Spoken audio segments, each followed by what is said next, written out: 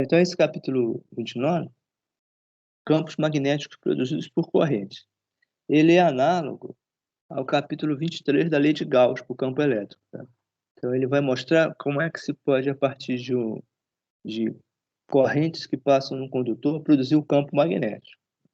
Você lembra que o capítulo anterior, a gente explorou os efeitos de campos magnéticos que já eram dados, né?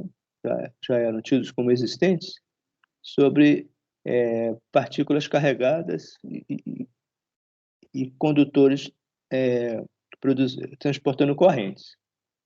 Agora, nesse capítulo, a gente vai ver como é que esses campos aparecem, como é que eles são gerados a partir de correntes elétricas que circulam em condutores. Tá? Então, ele vai ser muito semelhante ao que a gente viu nos capítulos 22 e 23, no caso elétrico. Tá? Então, a primeira coisa que vai aparecer,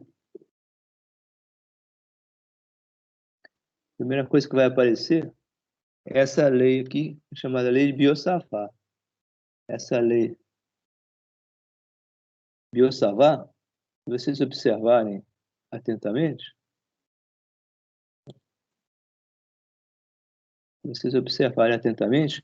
ela é semelhante à lei de Coulomb, que vocês conhecem por caso elétrico. Só que a lei de Coulomb, ela era uma lei mais simples de usar, porque ela tinha aqui em cima só o produto das cargas, né? Q1, Q2, e embaixo o quadrado da distância e vezes o unitário na direção das cargas. Tá? Então, foi o objeto do capítulo 21 e 22, dadas a certos arranjos de carga, e você achar a força de Coulomb diretamente. Aqui, a coisa é semelhante, com a diferença de que é mais complicado o esquema de utilização. Para começar, um campo magnético ele só aparece se tiver algum movimento de carga, ou seja, um campo magnético ele só aparece num certo ponto do espaço se vocês tiverem um fio, né? Um fio conduzindo corrente, ou carga se movimentando no espaço vazio mesmo, tá? Tanto faz, e essas cargas se movimentarem através do fio na vizinhança do ponto, esse movimento é que produz o campo magnético. Tá? Então, a lei magnética é uma lei dinâmica. Né? Se eventualmente as cargas estiverem paradas, o campo desaparece, né? O campo se anula. E, dependendo da geometria, se as cargas estiverem se movendo exatamente na direção de observação, o campo também não pode ser observado. Tá? Então, ele vai depender, primeiro, de valores da velocidade de deslocamento das cargas. Ou seja, o valor dele vai depender desse arco,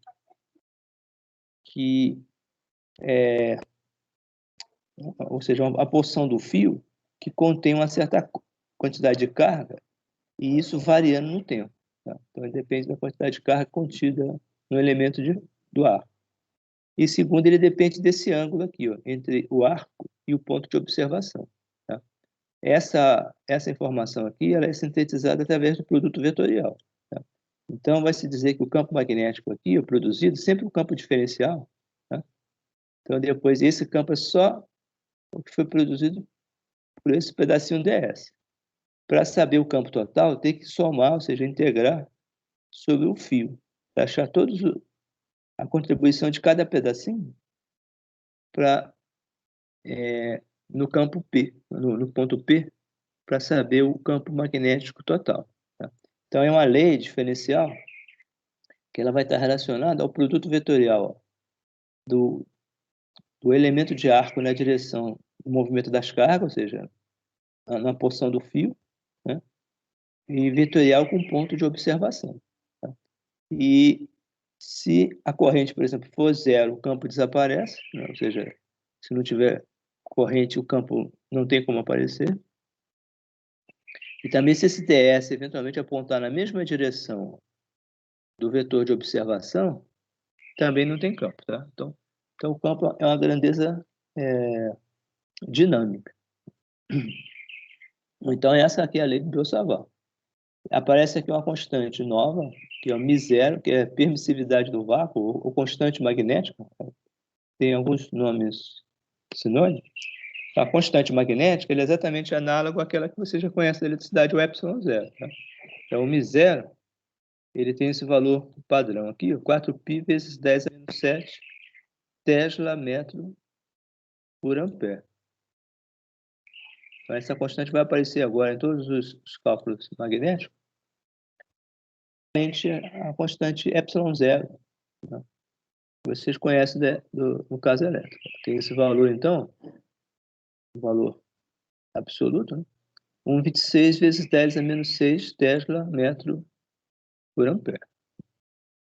Então, agora a gente vai ver algumas aplicações da lei de Biot-Savart. Tá? A lei de Biot-Savart tem a mesma origem da lei de Coulomb. Tá? Ela não foi deduzida no contexto original de nada. Ela veio a partir diretamente da experiência da física experimental e se constatou que os campos magnéticos seguiam essa regra. Era uma regra prática. E surgiu na época lá do Faraday, por volta dos anos 1830, 1840. E ela era uma regra que era conhecida experimentalmente e foi simplesmente colocada em forma matemática. Então, nesse nível, ela não pode ser deduzida de nada. Tá? Existem outros contextos mais avançados, que a partir da teoria da relatividade e das equações de Maxwell, que você vai ver lá no finalzinho, com uma pequena introdução, se pode deduzir isso de um contexto mais avançado. Tá? Mas nesse nível que a gente está, de aplicações macroscópicas, ela vem diretamente da experiência. Tá? Então é importante isso, ó, tem um produto vetorial, o ds, que é o elemento de arco na direção do fio condutor, corrente, né? Na direção da corrente, e R unitário é a unidade do ds até o ponto de observação. Tá? E ela também tem a dependência do inverso do quadrado, semelhante à da lei de Coulomb. Então, essa lei é fundamental do magnetismo. Exatamente como a lei de Coulomb é fundamental lá na eletricidade, tá? A lei Biot-Savart. Agora, o resto do capítulo, ele vai fazer a mesma coisa que a gente fez primeiro no capítulo 22, aplicar diretamente a lei de Coulomb, né? E depois, mais adiante, tem o análogo ao capítulo 23, que seria a lei de Gauss. Aqui tem a lei de Ampère, que vai fazer a mesma sistemática. Vocês vão achar... só que, em vez de ser, como no Gauss, uma superfície, vocês vão achar aqui uma curva chamada amperiana, e vai ter a propriedade das superfícies gaussianas no capítulo 23. Tá? Vocês vão achar uma curva amperiana, e se ela funcionar direitinho, ela torna fácil obter o campo magnético, né? Desde que a simetria do arranjo de fios condutores seja favorável. Tá? Então, vamos ver aqui os passos seguintes. Lembrar que o produto vetorial, a parte dele algébrica, a parte, uma vez decomposto em algum sistema de coordenadas, ele assume esse formato. Tá? ID é seno de θ, tá? E esse valor pode ser positivo ou negativo, dependendo da orientação que vocês utilizarem para o ds vetorial R. Tá? Então, lembra que isso aqui vai sempre depender o quê? Da regra da mão direita. Tá?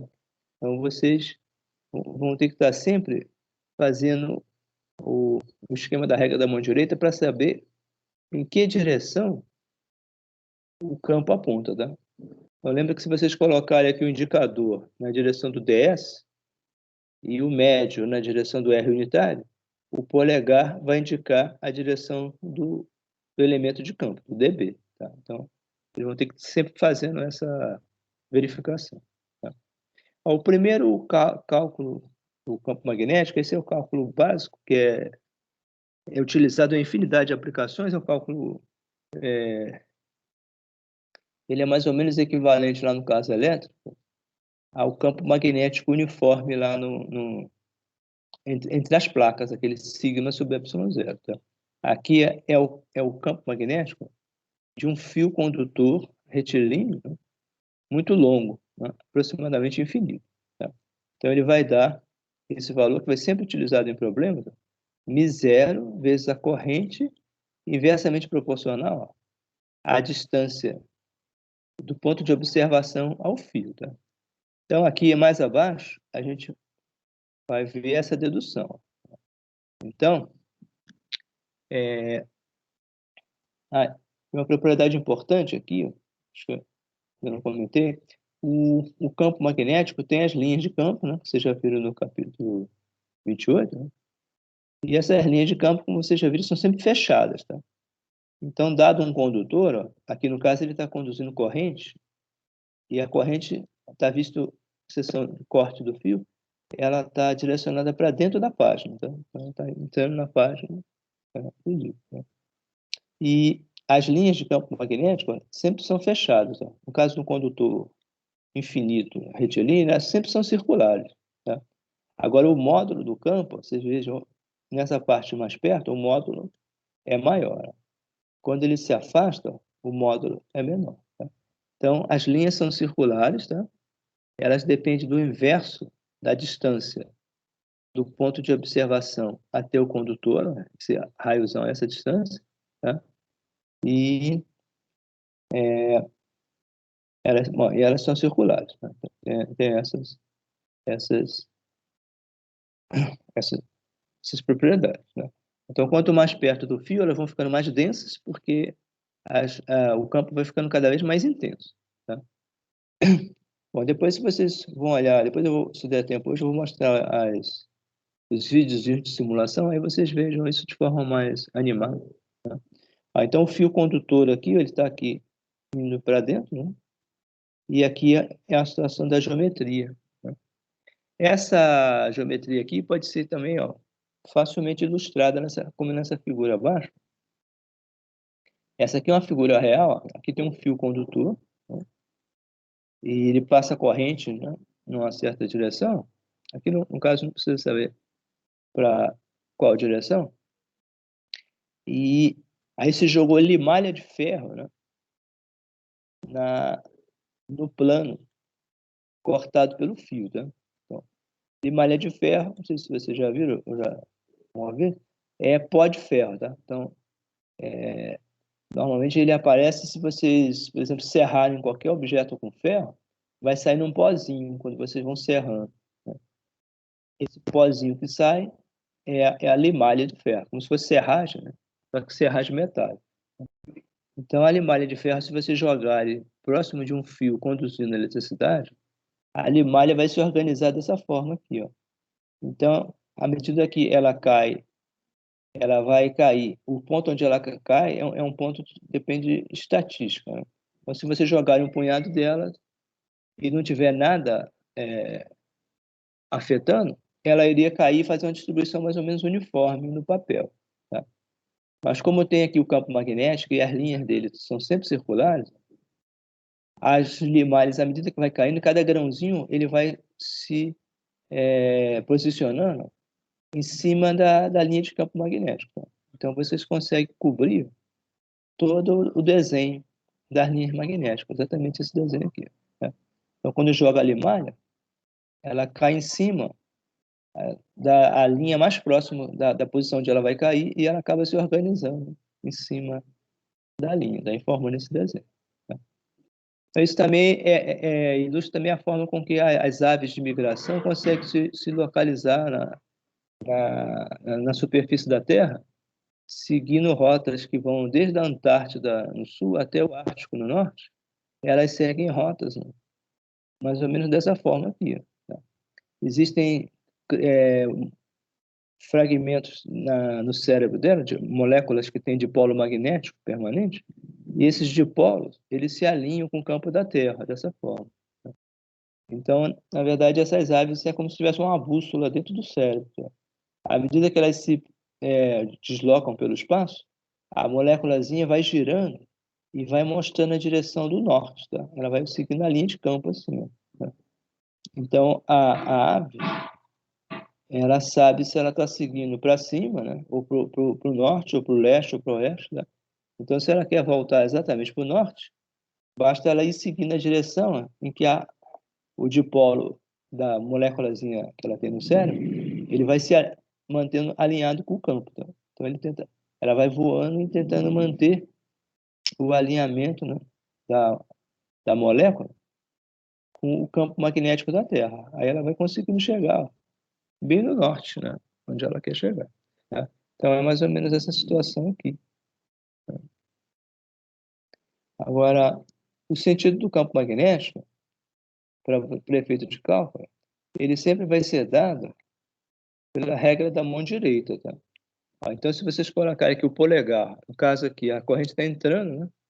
Se vocês colocarem o polegar na direção da corrente, os dedos, ó, eles apontam a direção em que o campo magnético vai estar circulando.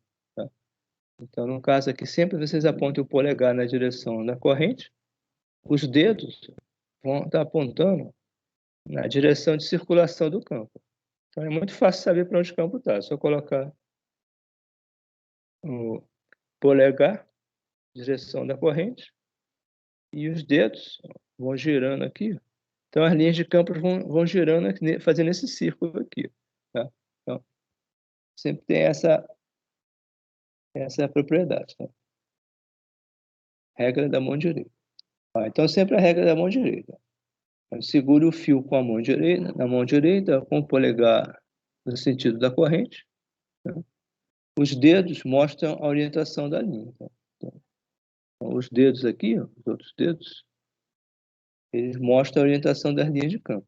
Ele mostra aqui a orientação das linhas de campo. Tá? Então, que explicitamente, ó, se a corrente aqui no caso está para baixo, colocando o polegar para baixo, os dedos, com a mão direita sempre, né? Os dedos, ó, vão estar enrolando no sentido em que o campo está circulando. Então, ele entra pela esquerda, sai pela direita. Agora, se a corrente estiver para cima, aí o sentido inverte. Corrente para cima, polegar para cima, ele está enrolando ao contrário. Ele está saindo pela esquerda, entrando pela direita. Tá? Então, isso aqui vai ser importante na resolução de qualquer tipo de situação concreta onde você tem que achar o campo. Agora aqui, ó, vem a demonstração daquela equação que se adiantou aqui. Ó. Essa equação é a equação básica que vai permitir calcular o campo magnético de qualquer fio condutor. Tá? Essa é a equação mais importante. P, ponto de observação. Aí aqui é um condutor de corrente, sempre no sentido convencional da corrente, tá? Não precisa ser o sentido eletrônico. Mas se fizer no sentido eletrônico, dá no mesmo, porque o sentido eletrônico vai estar no sentido inverso de movimento. Ele vai estar para baixo, né, com a carga negativa. Se fizer o vetorial, dá no mesmo. Tá? Então, não precisa se preocupar com esse detalhe. Aí, na direção do fio, no sentido da corrente, aí vocês desenham um vetor ds, que é o vetor de arco, na direção do fio. E faz a ligação desse ponto de cálculo do ds até o ponto de observação com um vetorzinho R e ter um vetor unitário nessa direção. Tá? Aí a seguir tem que se calcular esse produto vetorial, né? E com isso se obtém um vetor dB, que é a diferencial do campo no ponto P.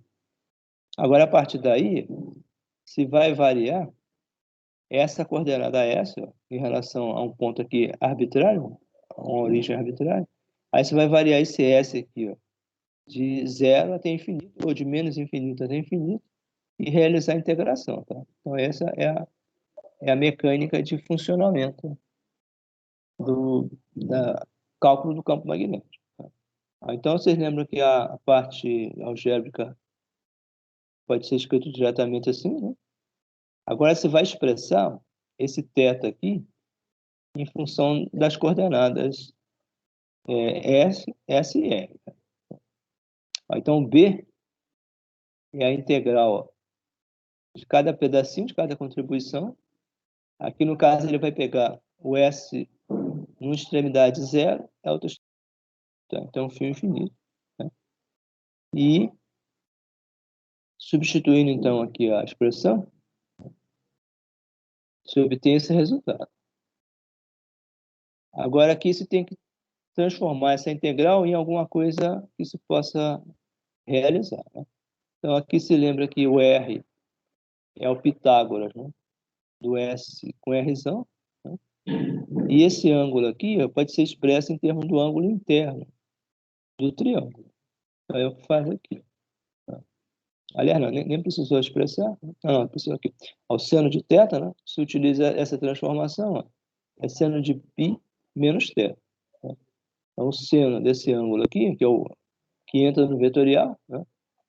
Esse ângulo aqui que entra no vetorial é o ângulo entre o ds e o R. Né? Então, esse ângulo aqui pode ser expresso em termos desse ângulo interno. Seria π menos θ. E esse ângulo interno pode ser expresso, né, da forma usual, em termos dos catetos, né? RS e da hipotenusa Rzinho. Tá? Então, fazendo isso, se obteve a relação seno de θ. Seno de θ deu essa expressão. Bom, então, substituir no resto todo aqui, o seno de θ essa expressão. Tá? O B fica essa integral, ó, Rzão ds sobre S2 mais R2. Essa integral aqui, vocês têm que olhar lá na tabela de integração, é uma daquelas integrais trigonométricas. Né? Tem que fazer, se quiser fazer assim, passo a passo, tem que fazer o S igual a R tangente alfa. Né? E depois substituir isso aqui, fazer os DUs, tudo, e dar uma integral. No final dá uma integral trivial. Tá? Mas vocês podem olhar aqui, ó, diz para vocês olhar a integral 19 do apêndice. Bom, então, resolvendo essa integral aqui, dá S sobre S2 mais R2, né? E dos limites, né? Calculados os limites, se obtém μ0i sobre 2πr. Tá? Então, se vocês se recordam do início da sessão, é exatamente de onde a gente partiu. Tá? μ0i, tá? A gente começou falando exatamente dessa expressão aqui. μ0i, nossa, que tem assim, 2πr. E ele deu metade porque o fio é só metade do fio, tá? Aqui, tá? Deu 4R. Então, note que o campo na parte inferior é metade, ó. Então, observe esse detalhe. O módulo do campo na parte inferior, do fio, tem metade do valor dado pela equação 29,6, tá? Então, tem um 2 aqui adicional, porque, nesse caso aqui, o fio é semi-infinito, tá? Ele vai de zero a infinito. Agora, se vocês considerarem de menos infinito a mais infinito, no caso, né? Se considerar de menos infinito a mais infinito, tá? Um fio retilíneo infinito sem nenhum tipo de limitação, ele vai dar duas vezes isso, né? Porque vai dar contribuição de menos infinito até zero e depois de zero até mais infinito. Tá? Então, vai dar essa contribuição aqui. Aliás, não, essa aqui, tá? Então, 0i sobre 2πr é o fio infinito. Tá? Agora, se pegar ou a parte inferior ou a parte superior, o fio semi-infinito seria, na verdade, um fator 4 aqui. Tá? Metade. Agora, esse é o caso mais simples. Tá? Agora, os outros casos vão complicando de acordo com a geometria. Tá? Então, nesse caso aqui, ó, vai se calcular o campo magnético de um fio em forma de arco, né? Arco de circunferência. Tá? Aí, é semelhante o cálculo, mas a geometria vai ficando mais difícil. Então, nesse caso aqui, a corrente, em vez de seguir uma linha reta, ele segue um arco, né, que subentende um ângulo φ. Né? E aí se faz a mesma coisa de sempre. O R unitário, né, ele vai estar perpendicular, né, ao ds, apontando para o centro. Né? E o ds é tangente a cada elemento do círculo, né, cada ponto do círculo. E aqui o sentido da corrente, ó, vai seguindo sempre a mesma regra. Colocando a mão polegar na direção do círculo, onde a corrente está circulando, os dedos vão estar apontando as linhas, tá? Então, as linhas vão estar circulando em volta aqui do, do condutor, tá? Depois a gente vai chamar esse objeto aqui, quando fechar, de espira ou de solenoide, tá? E agora o cálculo é a mesma coisa, ó. Então, só tem que saber sempre a orientação para ver para que lado está, e depois cai sempre uma integral, ó. A integral do produto vetorial aqui, vamos ver se ele já começou aqui, produto vetorial, nesse caso aqui, vai dar sempre 90, porque o ds e o r fazem um ângulo retinho. Então dá 90 graus, nesse caso o produto vetorial fica bem mais fácil.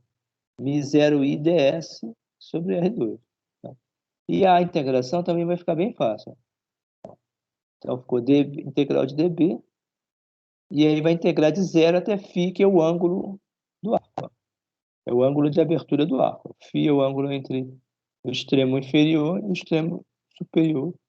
Delimita essa faixa do arco de circunferência. Então, fazendo isso, colocando os detalhes, no final das contas fica só a integral de dφ, que é o próprio φ. Tá?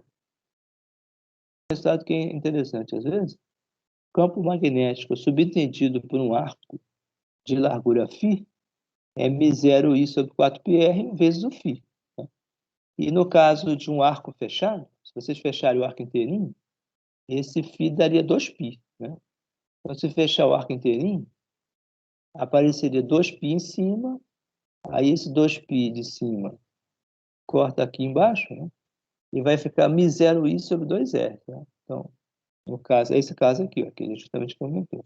Se o φ variar de 2π, vai cortar aqui, vai ficar simplesmente μ0i sobre 2r. Então, esse aqui é o campo de uma circunferência completa, né? No centro da circunferência. Campo magnético. Né? Tá? Então, esses resultados a gente tem que ir guardando para depois na hora de resolver. Então, o campo magnético no centro de uma circunferência de raio R é simplesmente μ0i sobre 2r. Isso aqui vai ser importante aí depois de outros problemas, porque ele permite saber se fechar um fio no formato que a gente chama de solenoide, uma espira de fio, como é que é o campo magnético no interior, no centro dessa espira. Então, aqui, aí ele faz um cálculo específico aqui, ó. Campo magnético no centro de um arco de circunferência. Então, essa aplicação aqui. Tem os detalhes aqui, tem o raio R, e o ângulo, ó, tem aquele φ é π sobre 2. Tá? Então, ele quer saber quanto vale. Essa situação aqui. Centro, né? A corrente entra, vem em linha reta, aí vocês imediatamente observam que o segmento 1 não contribui, porque o ds está na direção do fio, o produto vetorial dele com o raio, o vetor unitário, está na direção de observação, dá zero, tá? Estão na mesma linha, tá? Então, nem o 1, nem o 2 contribui. Tá? Só quem contribui é o arco. Tá? E o arco subentende o ângulo reto de 90 graus. Então o resto, então aquilo que eu comentei já está aqui, para os segmentos 1 e 3 e 2, o ds e o r estão paralelos, produto vetorial dá zero, então eles não contribuem.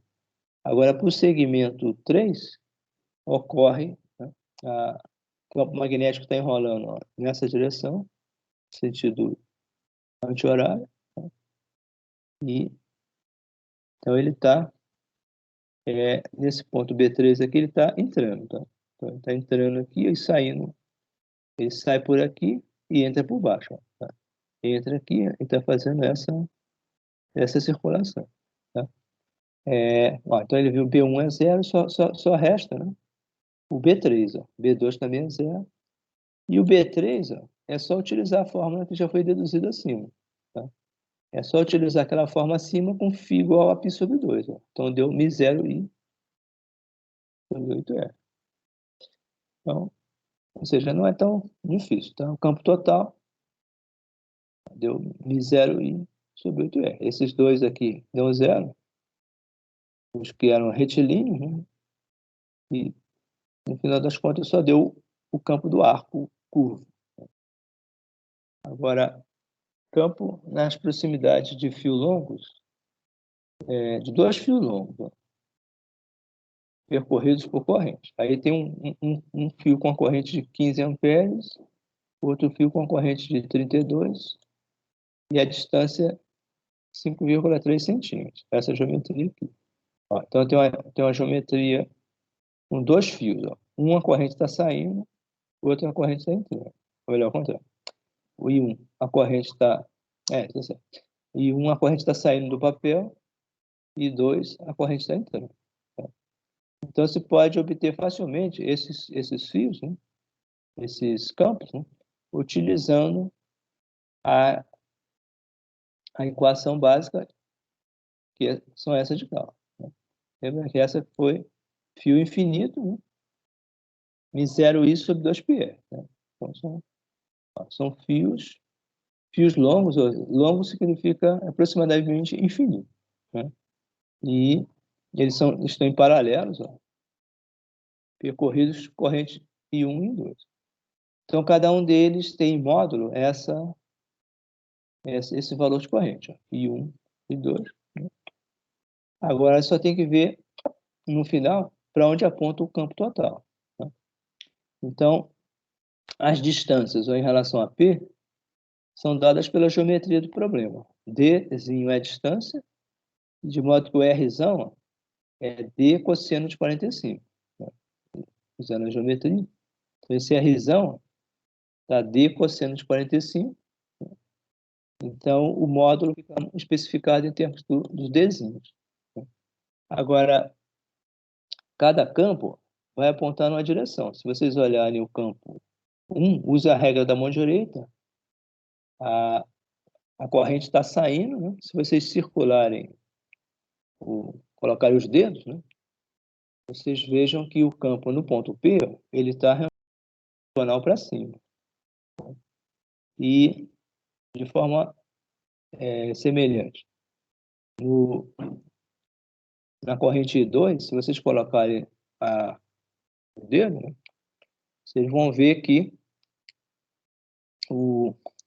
no ponto P, se vocês colocarem, vocês vão ver que o campo está na diagonal para cima. Então, o campo resultante vocês fazem sempre só a resultante dos dois. Para especificar os dois, como eles estão fazendo um triângulo e retângulo direitinho, o módulo do campo total, é o valor do Pitágoras de cada um. Vai ser raiz de B1 ao quadrado mais B2 ao quadrado. Agora, o ângulo de separação entre eles é dado simplesmente pela tangente, o arco tangente, né, da componente oposta, né, que é B1, sobre a componente adjacente, que é B2. Tá? Aí, se quiser saber o ângulo do B em relação ao plano entre os dois fios, né, basta juntar, então, essa informação. E o B2, ó, o B2 vai estar fazendo 45 graus, né, com o plano, e vai adicionar o ângulo φ ao 45 para dar o ângulo do Bzão, o campo total, em relação a esse plano. Esse plano aqui a reta que une os dois fios. Então, isso é feito aqui, alguns detalhes aqui. Ó. O módulo vai ser o Pitágoras, né? No final da quadrado das correntes. Aí deu o valor aqui, 190 microtesla. E o ângulo é o tangente a menos 1 da razão dos campos. E esse valor deu 25 graus. Agora, em relação ao plano dos fios, a reta que une os fios, o ângulo total é só somar com o ângulo que o campo magnético 1 faria com os fios, né? Deu 70 graus. Então, a resposta aqui, campo magnético total, deu 70 graus em relação à reta horizontal, né? a soma desse com esse. E o módulo dele é a Pitágora dos módulos de cada um. Tá? Então, essa também é uma coisa bastante comum.